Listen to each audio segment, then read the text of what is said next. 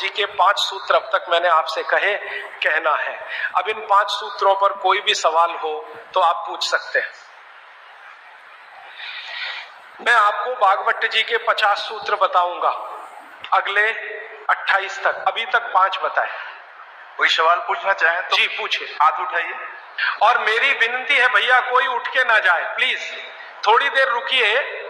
ये सवाल हो सकता है आपके भी काम के हो, जरूरी नहीं है कि जिन्होंने पूछा उन्हीं के काम के, हो सकता है आपके भी काम के हो। थोड़ी देर सब रुकिए प्लीज। हाँ, आप मेहरबानी करके इन 5 सूत्रों को क्रम से एक बार फिर से। हाँ, अगर कागज पेन है तो लिख लीजिए, कॉपी है तो लिख लीजिए, डायरी है तो लिख लीजिए। और मैंने आपसे कल भी कहा था, आज फिर कह रहा हूं कि नहीं लिख पाए तो भी चिंता मत करिए, ये सब सूत्रों की पुस्तकें भरपूर मात्रा में आ गई हैं।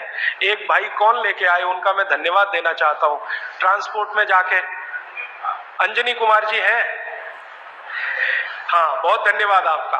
ये अंजनी भाई, हमने कई पुस्तकें ट्रांसपोर्ट से भेजी थी, वो आ गई हैं, यहाँ पीछे हैं भरपूर मात्रा में। ये सब सूत्र उनमें विस्तार से है, मैं तो शॉर्ट में बता रहा हूं, आप वो भी ले जा सकते हैं। बाहर आज स्टॉल पर भरपूर पुस्तकें। हाँ, 5 सूत्र फिर से बताता हूं। सबसे पहला सूत्र जो मैंने कल कहा था कि भोजन को बनाते और पकाते समय सूर्य का प्रकाश और पवन का स्पर्श ना मिले तो वो भोजन नहीं करना। अब सूर्य के प्रकाश और पवन के स्पर्श का लंबा विश्लेषण मैंने कर दिया था कि आप प्रेशर कुकर का खाना नहीं खाना, माइक्रोवेव का खाना नहीं खाना, रेफ्रिजरेटर का खाना नहीं खाना। ये दूसरा जो सूत्र था भागवत जी का कि खाना पकने के 48 मिनट के अंदर खाना पकने के 48 मिनट के अंदर खा लेना, बचना नहीं चाहिए। दूसरा सूत्र वो मैंने विस्तार से समझा। तीसरा सूत्र था कि खाना बनाने का जो सामान है, जैसे गेहूं का आटा, चने का आटा, दाल का आटा या तो बाजरी, मक्की वगैरह वगैरह, तो गेहूं 15 दिन क्या माने गेहूं का आटा 15 दिन पुराना तक खा सकते हैं। और ये जो मोटे अनाज कहे जाते हैं, ज्वारी है, बाजरी है, मक्की है, ये 7 दिन पुराने से ज्यादा ना हो। मतलब ये है कि घर में 15 दिन से पुराना आटा नहीं रखना, सीधा सा सूत्र है। हर 15 दिन पे नया आटा आता रहना चाहिए। उतना ही आटा पिसवाइए ना जितना जरूरत है। आप चक्की लाते हैं तो बहुत अच्छा, नहीं लाते तो भी चक्की पर जो आटा पिसवा कर ला रहे हैं वो 15 दिन से ज्यादा पुराना ना, ऐसा आप अपने घर में नियम बनाएं। तो ये तीसरा सूत्र है। चौथा सूत्र है भागवत जी का जो मैंने आपको समझाया कि आप अपने शरीर श्रम को 60 साल की उम्र तक कम मत करिए। मतलब ये है, उन्होंने एक उम्र बनाई है, बच्चा जब पैदा हुआ और 18 साल तक उनका एक कैटेगरी है, 18 साल से लेके 60 साल उनकी दूसरी कैटेगरी है, और 60 साल के बाद 100 सवा 100 साल उनकी तीसरी कैटेगरी है। तो भागवत जी का सूत्र ये है कि 60 के आगे की जो कैटेगरी वाले लोग हैं, 60 से 100 सवा 100, इनके जीवन का श्रम कम होते जाना चाहिए, उम्र के साथ कम होते ही जाना चाहिए। ये ज्यादा श्रम ना करें तभी अच्छा है, इनको आराम ही करना है। तो 60 से आगे की उम्र वाले श्रम को कम करते जाएं उम्र के हिसाब। 18 से 60 के बीच के जो लोग हैं ये अपने श्रम को थोड़ा थोड़ा बढ़ाएं। 18 से 19 में थोड़ा ज्यादा, 19 से 20 में थोड़ा ज्यादा, 20 से 21 में थोड़े ज्यादा, ये है 18। और 18 से और 1 साल वाले, माने जिनका जन्म हुआ है, और 18 साल वाले, इनके लिए उन्होंने कहा है कि इनकी उम्र जो है ज्यादा श्रम करने की वहां है जो इनको खेलने के रूप में है। आप वो माने कि श्रम है, जैसे बच्चा खेल रहा है, ये उसका श्रम है, तो आप उनको ज्यादा खेलने दीजिए। मतलब ये है कि 18 साल से कम उम्र के बच्चों को खेल कूद ज्यादा करने दीजिए, वो उनका श्रम है। 18 से 60 की उम्र में ऐसा श्रम जिससे उत्पादन भी होता हो। चक्की चलाई तो आटा बन गया, सिलबट्टा चलाया तो चटनी बन गई, माने उत्पादन कुछ ना कुछ हो।